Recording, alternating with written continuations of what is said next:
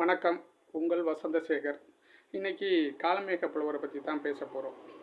இந்த காலமேக புலவர் 15ஆம் நூற்றாண்டில் வாழ்ந்த ஒரு தமிழ் புலவருங்க.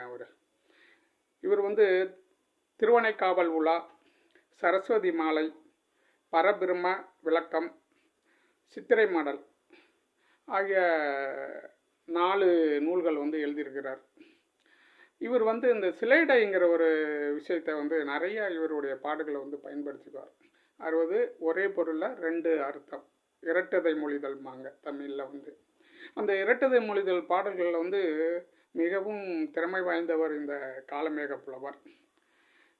இந்த காலமேக புலவர் இது மாதிரி கிட்டத்தட்ட இவர் இந்த சமயம் சார்ந்த நூல்கள் தான் நிறைய எழுதியிருக்கிறாருங்க. இவர் இந்த சிலைடை இரட்டதை மொழிதல் அதிகமாக பயன்படுத்தியிருக்கிறார். நம்ம தமிழ் மொழிக்கு, தமிழ் இலக்கணங்களுக்கு இவர் மிக முக்கியமான ஒரு புலவராக கருதப்படுகிறார்.